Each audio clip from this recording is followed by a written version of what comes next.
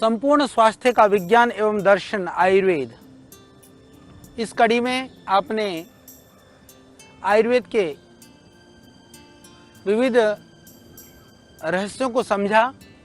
आज हम चर्चा करने वाले हैं शरीर के निर्माण में या शरीर के धारण में जो महत्वपूर्ण जो तत्व हैं, जिनको हम सप्त धातुएं, 7 धातु कहते हैं, इसके विषय में हम आज चर्चा करने वाले हैं।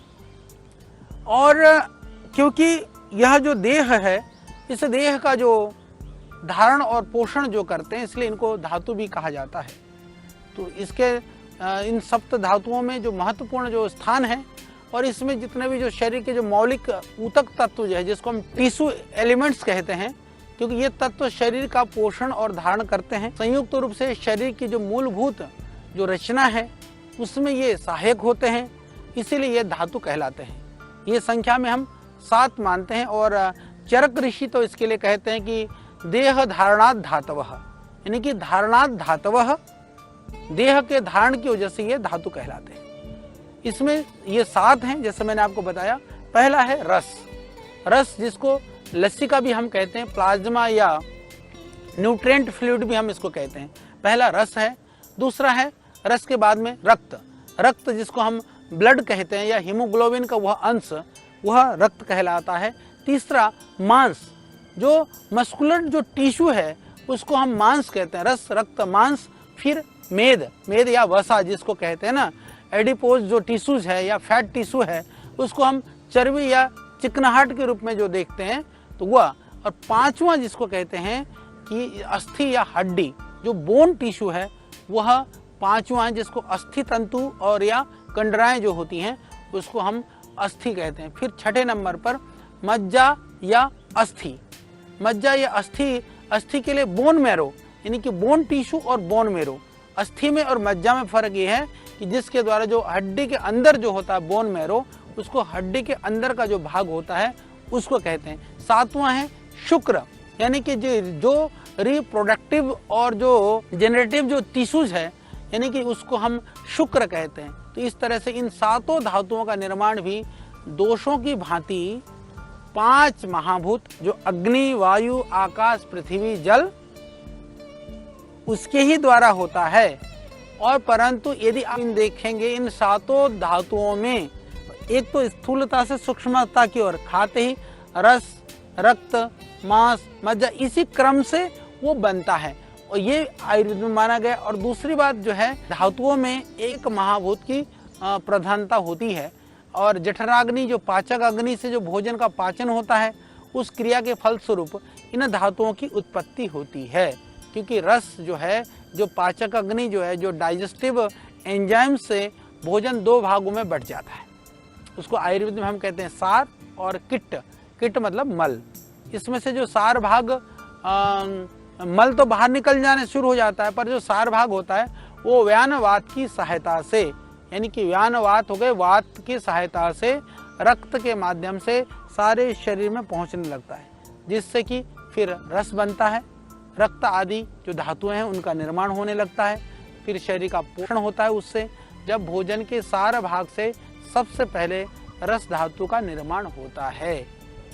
उसके बाद में क्या होता है कि शरीर का एवं मस्तिष्क का कुछ मूलभूत कोशिकाएं हैं जो कभी परिवर्तित नहीं होती हैं, तो बाकी शेष रक्त को लेकर के शुक्र और रज तक की सभी कोशिकाओं में निर्माण, ह्रास, पुनर्निर्माण, उत्पत्ति, स्थिति, प्रलय, ये सतत चलते रहते हैं। हमारे जो सेल्स हैं रीजनरेट होते हैं, डिजनरेट होते हैं, डेड होते हैं, फिर पैदा होते हैं, ये लगातार चलता रहता है। तो उसमें आहार का जो रस आदि बनने की प्रक्रिया का बहुत महत्वपूर्ण योगदान होता है। तो रक्त है, मांस है, मेद है, फिर अस्थि आदि सारी जो धातुएं हैं, ये क्या कि सृष्टि चक्र की इसी प्रक्रिया से प्रतिपल गुजरती हैं। जठराग्नि पर निर्भर करता है ये सब। जैसा हमारा पाचन होता है उसी तरह से पूरी प्रक्रिया चल रही होती है। इसलिए संपूर्ण आरोग्य का जो हेतु है वो स्वास्थ्यवर्धक सभी प्रकार के पोषक तत्वों से युक्त संपूर्ण आहार, जैसे मैंने आहार के विषय में आपको बताया, उसके पोषक तत्वों का शरीर में संपूर्ण रूप से पाचन व अवशोषण होवेगा। तो इसके लिए पाचन तंत्र, आंत्र व त्रयोदश यानी 13 अग्नियां और मूलभूत जठराग्नि का ठीक होना बहुत ही जरूरी है। इसके अतिरिक्त शरीर में प्रतिपल जो क्रियात्मक, बौद्धिक और भावनात्मक गतिविधियां निष्पन्न होती रहती हैं, उनका भी इन सब में बहुत महत्व होता है। तो इसलिए रस, रक्त, मांस, मेद, अस्थि, मज्जा, शुक्र, रज के निर्माण हेतु रस धातु मूलभूत रूप से मुख्य तत्व, यानी कि भोजन पचेगा तो बाकी धातुएं बनेंगी। यदि खाया हुआ डाइजेस्ट नहीं हुआ तो बाकी चीज़ें तो अपने आप ही बिगड़ जाएंगी। इसलिए भोजन को या पाचन को बहुत ही आयुर्वेद में महत्वपूर्ण माना गया है। इसलिए ध्यान रखिएगा, भोजन ऐसा करिए जो पाचन हो, पाचन होगा तो बाकी शरीर की जो प्रक्रिया वो ठीक बनेगी। त्रिदोष है, सप्त धातु है, पंच महाभूत हैं और शरीर है, इंद्रिय है, मन है, ये संपूर्ण क्रियाकलाप इसी रस धातु से निष्पन्न होते हैं। यानी रस ठीक तो बाकी सब कुछ ठीक। यदि शरीर का निर्माण है, संचालन है, संरक्षण है, प्रतिरक्षण है, संवर्धन है, यानी कि संचालन है, निर्माण है, संरक्षण है, प्रतिरक्षण है, संवर्धन है, ये सब कुछ पोषण है, इस रस धातु से ही संपादित होता है। रस से ही रक्त बनेगा, मांस, मेद, अस्थि, मज्जा, शुक्र, रज, इनका निर्माण होगा। रस धातु के निर्माण से ही ये कहाँ होता है? ये पाचन तंत्र में होता है, यानी कि पाचन तंत्र में रस का निर्माण होगा और उस रस से ही पूरे शरीर में ही बाकी सब रक्त के द्वारा पूरे शरीर में पहुँचेगा। फिर इस धातु से कुछ अंश रस धातु भोजन में शरीर की सप्त धातुओं के निर्माण हेतु जो भी तत्व, आयरन है, फैट है, कार्बोहाइड्रेट्स है, प्रोटीन है, कैल्शियम है, मैग्नीशियम है, मिनरल्स हैं, विटामिन्स हैं, न्यूट्रिएंट्स हैं या माइक्रो न्यूट्रिएंट्स हैं, ये जो भी सब चाहिए वो आंतों के द्वारा इस शरीर में अवशोषित होकर के फैट जो लैक्टियल के द्वारा पूरे शरीर में अवशोषित हो जाता है। यही रस धातु कहलाता है। यह रस धातु आंतों से यकृत में आता है, यकृत से आकर के रक्त में मिल करके पूरी शरीर में पहुंच जाता है। दोषों की तरह ये धातु भी शरीर में एक निश्चित मात्रा में रहती है। जब इनमें विषमता आती है तो शरीर में विकार उत्पन्न होते हैं।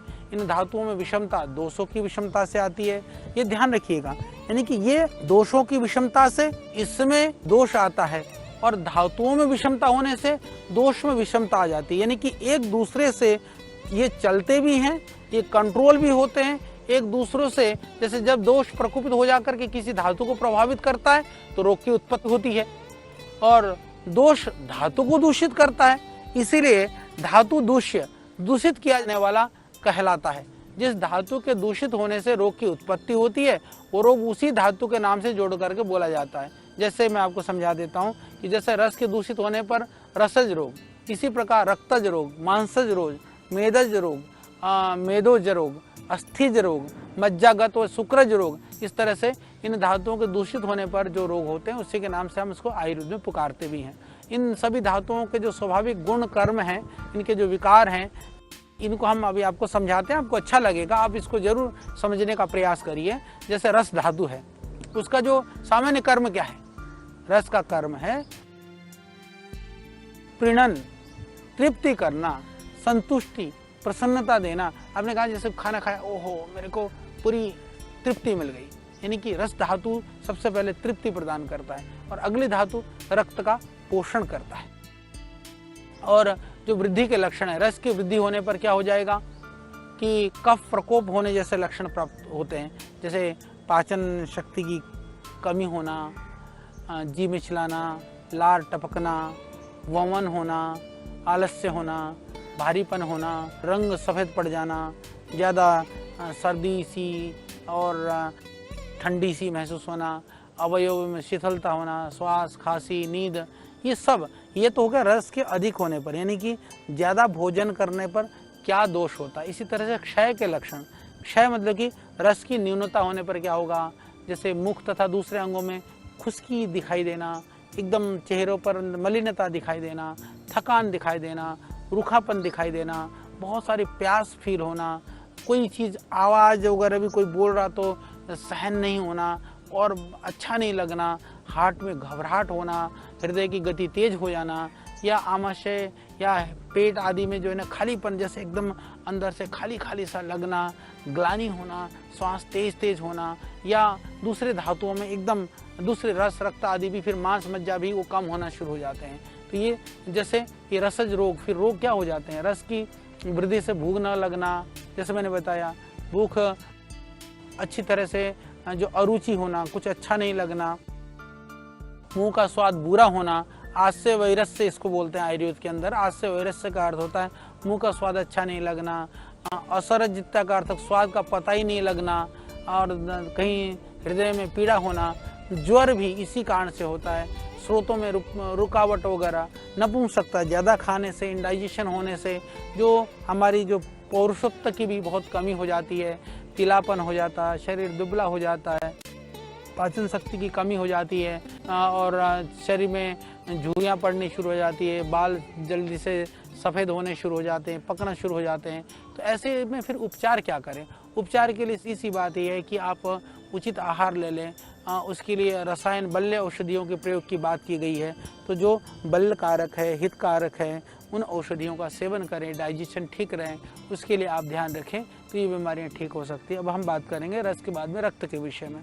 सामान्य रूप से रक्त का जो काम है, आप जानते हैं कि जीवन प्रदान करने वाला और प्राणों को धारण करने में ये रक्त की बहुत महत्वपूर्ण भूमिका होती है। ये रंग को निखारता है, और बाकी जो हमारे ज्ञानेंद्रियों से जो ज्ञान प्राप्त होता है वो रक्त के कारण ही संभव है, ऐसा आयुर्वेद हमारा कहता है। और रक्त मांस धातु की पुष्टि करता है। रक्त धातु में संपूर्ण धातुओं के जो पोषक तत्व हैं वो सारे रक्त में ही रहते हैं। तो इसमें यदि रक्त की ज़्यादा वृद्धि होने से क्या होता है कि रक्त की त्वचा और नेत्रों में लालिमा होने लगती है, रक्तवाहिनी में वाहिनियों की पूर्णता आदि के लक्षण दिखाई देते हैं। इसी तरह क्षय होने पर शिथिल हो जाती हैं रक्तवाहिनियाँ, और इससे अग्निमांद्य होने लगता है, वायु प्रकोप बढ़ता है, स्किन रुखी रुखी होने लगती है, शरीर कांति विहीन हो जाता है, ड्राइनेस और हार्डनेस की वृद्धि होने लगती है, और रोगी को खट्टे और ठंडी चीज़ ज़्यादा अच्छे लगने लगता है। आपने देखा होगा प्रायः माताओं बहनों की खट्टी चीज़ें ज़्यादा रखती हैं, और यदि पुरुषों की तुलना में माताओं बहनों को देखें उनका हीमोग्लोबिन कम होता है, यानी कि खट्टे पदार्थों में अभिरुचि होने लगती है जब हमारी हीमोग्लोबिन कम होता है। तो ये ध्यान रखें। तो इसी तरह से इससे द्वारा क्या क्या बीमारियाँ हो जाती हैं, इसके यदि ब्लड की यदि उसमें गड़बड़ी हो जाती है तो तुरंत जैसे जितने भी स्किन रोग हैं, जितने भी चाहे एक्जिमा है, एलर्जी है, या आप जैसे एक्ने वगैरह हैं, पिंपल्स हैं, ये सब भी इस तरह के रोग हो जाते हैं। या ब्लड कैंसर वगैरह जैसे भी, जैसे फोड़े फुंसियाँ वगैरह भी, अलग अलग शरीर से रक्त का स्राव होना है, या जो हमारी माताओं बहनों की जो ब्लीडिंग होती है, रक्त प्रदर होता है, या पुरुषों में जैसे लिंग वगैरह भी पकने लग जाता है, या उसके अंदर जो स्वेलिंग आ जाती है, या कईयों के मुंह में छाले हो जाते हैं, या लीवर और स्प्लीन जो है बढ़ने लग जाता है, पेट में एसाइटिस हो जाता है, गुल्म होने लगता है, गोला हो जाता है, फोड़े होने शुरू हो जाते हैं, या झाइयाँ वगैरह होनी शुरू हो जाती है, तिल वगैरह होने शुरू हो जाते हैं। ये सब भी जितने भी बीमारियां, यानी कि जो रक्तजन्य दोष, एक तरह से पित्तजन्य जो दोष हैं, वो ज़्यादातर पित्त का संबंध रक्त से, तो वो सारी चीज़ें, चकत्ते वगैरह होना, पीलिया होना, और दांतों के अलग तरह के रोग होना, जोड़ों का जो दर्द होना, या फिर मूत्र वगैरह में रेडिस लालिमा होना, जलन होना, ये सारे जो रोग हैं ये सब रक्तगत दोष माने गए हैं आयुर्वेद के अंदर। फिर हम क्या करें? ऐसे दोष हो गया तो समझ लीजिए, मैं आपको उपचार के विषय में बताना चाहता हूँ।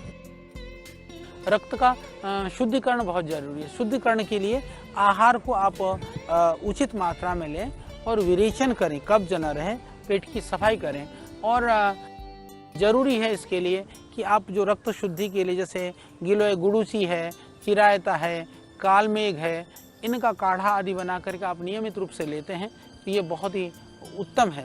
तो रक्त के बाद में फिर उसके बाद में मांस के विषय में, जो मांस धातु का जो मुख्य कार्य है, मांस क्या है? मांस जो हम इसको कहते हैं लेपन, उपदेह का अर्थ लेपन। जैसे मकान बनने के बाद में लेपन का काम किससे करते हैं? सीमेंट से करते हैं, बाद में उसके ऊपर पुताई करते हैं। इसी तरह से जो मांस शरीर का जो ढांचा है, ढांचे को ढकने का काम ये मांस धातु का काम है। ये शरीर को पुष्टिकारक है और फिर सुरक्षा भी प्रदान करता है। यह मांसपेशियों द्वारा जो शरीर के पूरे ढांचे को ये सुरक्षा देता है। और जब मांस बढ़ जाता है तो हम जानते हैं, जैसे आपने देखा होगा गर्दन में, नितंपों में जो हिप्स हैं, हमारे गालों में, जंघाओं में, बाहों में, टांगों में, पिंडलियों में, पेट में, छाती में, कहीं कहीं पर आपने देखा होगा ऐसे कहीं पेट में बढ़ने लग जाता है, मोटापा दिखाई देता है, एंड बैंड आदमी दिखाई देने लगता है, आड़ा तिरछा दिखाई देने लगता है। ये सब जितने भी जो है मांस बढ़ने के लक्षण हैं, मेद वृद्धि के लक्षण हैं। और जितने भी जो चर्बी बढ़ती तो हम कहते हैं इसका मेद बढ़ गया है। यानी कि मांस को की वृद्धि को रोकने के लिए बहुत ज़रूरी है संशोधन की क्रियाएं। आयुर्वेद में कहा है कि मांस बढ़ा तो क्या करें, संशोधन करें, उपवास करें, कम खाएं, आप हो सकें तो उपवास रखिए, युक्त आहार करें, व्यायाम करें। बहुत ज़रूरी है मेद को रोकने के लिए आप व्यायाम करें। और जो घी, तेल, जो स्निग्ध पदार्थ हैं, और मीठा तो बिल्कुल ही बंद कर दीजिए। और चीनी तो एक तरह से वो वाइट पॉइजन है, वो कभी मीठा खाने का मन करे आप गुड़ ले लीजिए, शक्कर ले लीजिए, पर उसको बिल्कुल भी मत खाइए। तो ये इस चीज़ों को ध्यान रख करके आप अपने शरीर को बेडोल होने से, मांस को बढ़ने से आप रोकिए, ये बहुत ज़रूरी है। और मांस क्षय के लक्षण, क्षीण होने से क्या होता है, उसी तरह से दुबलापन होना, क्षीणताएँ आना, बिल्कुल सूख जाना। तो उसके लिए जैसे आप मीठा खाते हैं, तली भुनी भारी चीज़ खाते हैं, तो उससे धीरे धीरे मोटापा बढ़ता भी है। तो इससे शरीर में रुक्षता, थकावट, चुभने की जैसे पीड़ा और ये सारे लक्षण उत्पन्न होते हैं। तो मांसज रोग में जैसे हमने बताया कि जैसे ये सब चीज़ बढ़ जाना, गंडमाला, गले की वृद्धि होना, थायराइड वगैरह की प्रॉब्लम होना, जिह्वा में, तालू में, शरीर में अलग अलग तरह की गांठें बनना, सिस्ट वगैरह बन जाना, ये सब इसके लक्षण हैं। उपचार के लिए जैसे मैंने बताया कि मांस की वृद्धि के लिए जिनको मांस कम है तो दूध आदि प्रोटीन युक्त पदार्थ ले लें, ज़्यादा है तो उनको ना लें, और धान्यों में ताजे अंकुर वगैरह भी ले लें। और इसके बाद मांस के बाद आता है मेद। मेद के लिए सामान्य जो काम है, आपको पता है कि स्नेहन, शरीर में स्निग्धता, जो चिकनाहट और उष्णता प्रदान करने का काम मेद का है। शरीर में जो चिकनाहट है, लाली है, उष्णता, वो मेद की वजह से है। तो शरीर को इससे शक्ति और सुरक्षा, दृढ़ता एवं स्थिरता इससे ये देता है। और इसके जो वृद्धि के लक्षण हैं, वृद्धि के लक्षण हैं कि इसमें आप जो गंडमाला है, उदर वृद्धि है, ये सब भी जो है, ये जैसे थोड़े से भी परिश्रम से ही श्वास फूलना, थकान होना, नितंब स्तंभ, पेट के जो लटक जाना, शरीर से दुर्गंध आना, ये मांस मेद वृद्धि होने के बाद में जो असावधानियां जो उल्लेखित हैं, वो सब जो इसके ऊपर हमको वो करना चाहिए। फिर इसके जो क्षय, मेद के जो क्षय हैं, उसके लक्षण हैं, उसमें संधियों में टूटने की सी आवाज़ होना, शून्यता की अनुभूति होना, मुरझाई हुई सी आँखें, त्वचा, बाल, कान आदि जो अंग हैं उनमें रूखापन होना, थकान है, शरीर के दूसरे अंगों में पतला होना, कृशता होना, कमर में जैसे थोड़ा सा हमारे शरीर में स्पर्श का अनुभव ना होना, विशेष करके ये सारे जो लक्षण हैं, तो इसको दूर करने के लिए हमें उचित उपायों को अपनाना चाहिए। और जो इसके बाद में आता है मेदज जो रोग में, जब मेद जब बढ़ता है तो मुंह में जो मीठा मीठा लगना, हाथ पैरों में जलन होना, बाल का उलझना, और फिर मुंह, कंठ, तालू सूखना, आलस से बहुत अधिक बना रहना, ये सब जो लक्षण हैं, ये सब हमारे मेद के लक्षण हैं। तो उपचार के लिए जब मेद बढ़ता है, जैसे मैंने बताया मांस मेद बढ़ने के लिए हमको स्थूलता के लिए उपवास, योग अभ्यास आदि जो हमने लक्षण बताए आपको, जो उपाय बताए हैं, इसके लिए हमको उसको करना चाहिए और इसका बहुत ध्यान रखना जरूरी है। फिर हमारे जो उसके बाद में आता अस्थि धातु। अस्थि के लिए जरूरी है कि इसका काम है शरीर को धारण करना। जो ढांचे से जो जितने भी हड्डियां हैं, बोन हैं, उससे हमारे शरीर का धारण होता है। इससे ही हमारे अंगों का आकार का निर्माण होता है, इसमें शरीर खड़ा रहता है। हम सब जानते हैं इसके लक्षण हैं। जो अस्थि जब अधिक हो जाने पर कई बार हड्डियां बढ़ जाती हैं, असामान्य आकार लेनी शुरू हो जाती हैं, ये मोटे और बढ़ जाने लग जाते हैं, और बाल और नाखून जल्दी जल्दी बनने लग जाते हैं, किसी के दांत टेढ़े मेढ़े ज़्यादा होने लगते हैं। ये सब हड्डियों का दोष हैं। दांतों में दर्द होने लगता है, और दाढ़ी मूंछ के रोग, नाखूनों के विकार, ये सब अस्थिगत विकार हैं। तो इसमें जैसे ऑस्टियोपेनिया है, ऑस्टियोप्रोसिस है, या फिर जोड़ों में दर्द है, सुन्नता है, रूखापन है, दांतों नाखूनों में टूटना है, बाल, लोम और ये सब जो उपाय हैं, ये सब अस्थिगत दोष हैं। तो इनको रोकने के लिए बहुत ज़रूरी है कि जैसे आयुर्वेद के अंदर बस्ती करने के लिए बात करी है, या व्यायाम करना है, या कैल्शियम युक्त जो आहार है, दूध है, मट्ठा है, पनीर है, तक्र है, लस्सी है, या सूखे मेवे हैं, चना है, इनका सबका सेवन करिए। और सब्जियों में जिसमें विटामिन डी और सूर्य की रोशनी वगैरह का भी, या पका दूध और घी जो है इसमें उपयोगी है। घी बहुत लाभ करता है। और आयुर्वेद में यदि मैं बात करूं तो मुक्ता शुक्ति भस्म है, शंख भस्म है, ये सब ले सकते हैं। इसके बाद में अस्थि के बाद में मज्जा। मज्जा के लिए जो है अस्थियों के अंदर जो खाली स्थान पर, जिसको बोन मैरो कहते हैं, वो भरी रहती है। दूसरे शब्दों में इसका जो धातु का जो काम है, अस्थियों का जो स्नेह और पूर्ण पोषण करना, यानी कि बोन मैरो से ही हड्डी हमारी मजबूत बनती है, इसलिए ये स्निग्धता बल प्रदान करता है। तो मज्जा धातु के पोषण के लिए भी, जैसे मैंने बताया कि अस्थि के पोषण के लिए जो कार्य है हमको वही करना चाहिए। और हड्डियों के और जोड़ों में जो बड़े बड़े कष्ट साध्य, कठिनाई से ठीक होने वाले जो फोड़े फुंसियाँ होना, या ब्लड कैंसर का होना, या बोन में दूसरी बीमारियाँ होना, जोड़ों में दर्द रहना, ये सब इसके कारण से होते हैं, मज्जा की वजह से। तो इसको क्षय होने पर खोखलापन, ऑस्टियोपेनिया, ऑस्टियोप्रोसिस, ये सब भी, यानी कि ये अस्थि और मज्जा की वजह से ही ये ज़्यादातर रोग होते हैं।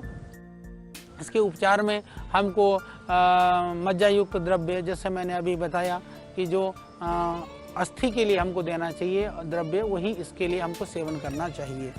अब बाकी बचता है समय थोड़ा है, मैं इसको ख़त्म करना चाहता हूँ अभी इसी आज की जानकारी में ही। फिर 7वां धातु है शुक्र धातु। सामान्य कर्म जो है, शुक्र को अंतिम धातु माना गया आयुर्वेद के अंदर में, और इसको बहुत शक्तिशाली माना गया है। इसका मुख्य कार्य तो गर्भोत्पत्ति, संतान उत्पत्ति करना माना गया, पर जब जिसके शरीर में शुक्र की अधिकता होती है, वहाँ पर धैर्य होती है, शूरता होती है, निडरता होती है, और जो स्त्री पुरुष के प्रति जो आकर्षण है वो भी रज और शुक्र की वजह से है। वो मुख्य का उत्साह, पुष्टि या काम का वेग, और ये जितना भी जो कामुक जो इच्छाएं हैं, ये सब इसके शुक्र के कारण है, शुक्र के कारण से है, शुक्र के ये काम है। इसलिए इसके जो वृद्धि के लक्षण है, जब शुक्र जब अधिक मात्रा में होता है तो थोड़ी काम वासना का भी अधिकता होती है। पर यदि शुक्र को यदि क्षय होता है तो इसमें बहुत ही दुर्बलता, निर्बलता, मुख सूखना, ये सब है। और शुक्र की अधिकता का जब हम साधना में, तप में, या हम आध्यात्मिकता में भी बढ़ते हैं तो उसमें भी शुक्र की अधिकता फिर वो ओज में परिणित होने लगता है। परंतु जब वो क्षीण होने लगता है तो अंडाशय में पीड़ा होना, नपुंसकता है, शुक्र का स्राव ना होना है, ये सब, ये मैथुन की इच्छा का अभाव होना, या अंदर हमेशा काम वासनाएं सताए रहना, ये भी शुक्र के क्षीणा के ये सब लक्षण हैं। तो इसीलिए जरूरी है कि संतति उत्पत्ति के लिए जहाँ शुक्र की जरूरत है, अल्प शुक्र से विकृत संतति भी पैदा होती है। तो इस सब के लिए हमको जरूरी है सात्विक और पौष्टिक आहारों का हम सेवन करें, और शुक्र के बाद में ही फिर ओज की प्राप्ति होती है। ओज से जो है वह हम पूरी मानसिकी और आध्यात्मिकी, शारीरिक, भौतिकी बड़े बड़े काम करने में सामर्थ्यवान बन जाते हैं। तो शुक्र की हम रक्षा करें। शुक्र के विषय में जैसे मैंने कहा कि ये बहुत ही महत्वपूर्ण है, और ये सारे सप्त धातुओं में सबसे अंतिम और ये बहुत ही महत्वपूर्ण धातु माना गया है। तो आइए, हमने, मेरे को लगता है कि अपनी इन 7 धातुओं को अवश्य समझा, किस तरह से इन धातुओं की वृद्धि होती है, किस तरह से इन धातुओं की रक्षा की जाती है, किस तरह से इन धातुओं में विकृति आने पर उन विकारों को दूर किया जाता है, उसको हमने आपको बहुत अच्छी तरह से बताने का प्रयास किया। इसको आप करिए। इस आयुर्वेद के संपूर्ण स्वास्थ्य के इस विज्ञान से आप निश्चित रूप से लाभान्वित हो रहे होंगे। तो अब हम अगली कड़ी में हम आपको बताएंगे किस तरह से इन सप्त धातुओं के बाद में, रस, रक्त आदि के बाद में भी एक जो महत्वपूर्ण जो तत्व है ओजस, वो किस तरह से शरीर में काम करता है, किस तरह से उस ओजस की महत्ता है, ये हम आगे चर्चा करेंगे।